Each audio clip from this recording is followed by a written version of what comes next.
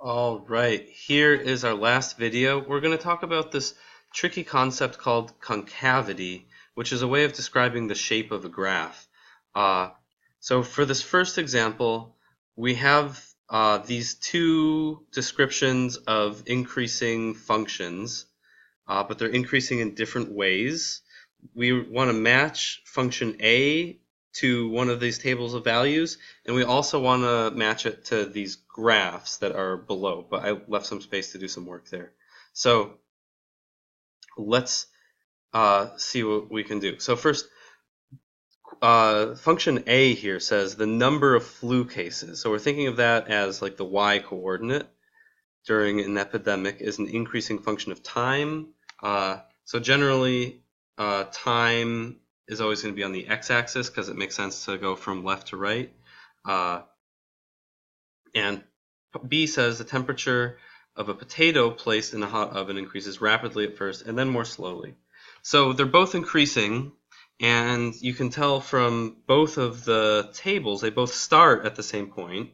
They both have an initial value of either 70 degrees Fahrenheit or 70 flu cases, depending on which one it is. So they just increase in different ways. So let's see if we can see how the table of values increases so we can match it up to that. So first, if we want to know what is the slope, let's say we want to find the slope between these two things, we're going to do a change in y divided by a change in x.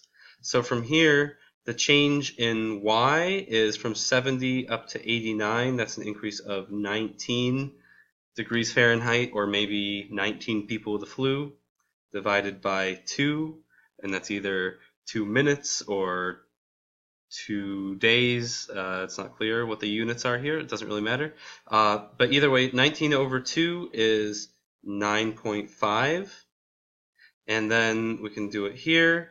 From 89 to 123 is an increase of 34. And if you divide that by the change in x here, which is from 2 to 5, that's going to be 34 over 3. And that comes out to be 11 and a third, 11.3. And then if we keep going here, we'll get 18.8 for the slope between these 2 points, and then the slope between the last 2 points comes out to be 33.2. So this is one where you have positive slopes because it's increasing as y is increasing as x is increasing, and not only that, but the slope is getting greater. So the one here where the number of flu cases reported during an epidemic is an increasing function of time, and it's growing at a faster and faster rate. That's what this represents. You have steeper and steeper slopes. That means a faster and faster rate of change. So this one is the flu epidemic. And for 2, let's do the same thing.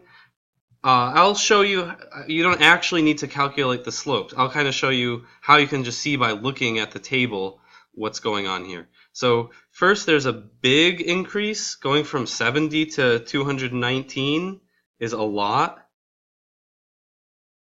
So you can call that a big delta y value. So in only 2 minutes, this increased by 149 degrees Fahrenheit, which is kind of crazy. Not a very realistic potato that we got here.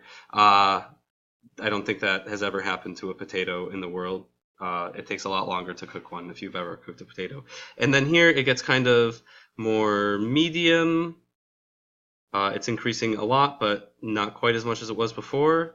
Then it goes from 5 minutes later on, it goes from 341 to 419. That's like an increase of 70 or 70 something or 80. And then from here to here, in the next 5 minutes, it only goes up by like 20. So that's a smaller delta y. So you don't actually need to calculate the slopes. You can kind of just tell how much is it going up. So this one is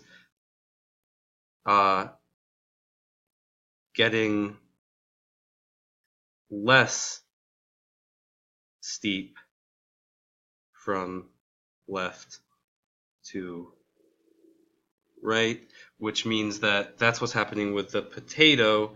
Is it's increasing. It started at 70 degrees and it increased extremely rapidly at first, and then more slowly as it approaches the temperature of the oven later on. So that's B. Okay. Another thing you might notice about this is that you might have your oven at 450 degrees Fahrenheit, but you might know that potatoes have water in them because most food all has water in it, which means you can't actually get it higher than 212 degrees because that's the boiling point of water. Once it gets up to that point, it starts the steam evaporates really fast as the water boils, and it will stay at 212 degrees. And if you actually ever get a potato up to 441 degrees, probably by drying it out in your oven for a long time, I think this is actually like 15 hours. So if you put a potato in a 450 degree oven for 15 hours, it will completely dry out in the first 4 or 5 hours, and then at this point, it's going to catch on fire. Because if your potato is that temperature Fahrenheit, it's going to burn, because I'm pretty sure that's above the burning point of potatoes. Anyways, so let's look at which one of these goes along with which graph. And yeah, we can see that this is also the flu epidemic. This is also the flu situation, because you can see it's less steep here and then more steep on the right. And this one is more steep. It's increasing rapidly at first, and then it's less steep over here.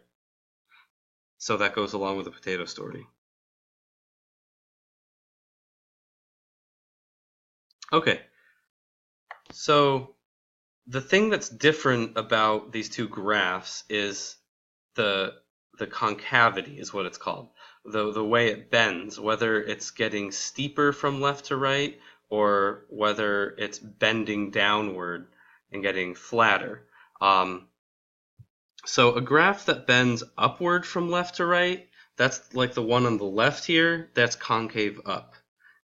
So it has positive slope all the way through, but the slope is bigger and bigger numbers as you go from left to right. So that's called concave up. A graph that bends downward from left to right is called concave down. Let's look at a few different ways this can work. Concave up could look like that situation we had there, where you have something with positive slope and always going up like that. It could also, you could also have a decreasing function that bends upward.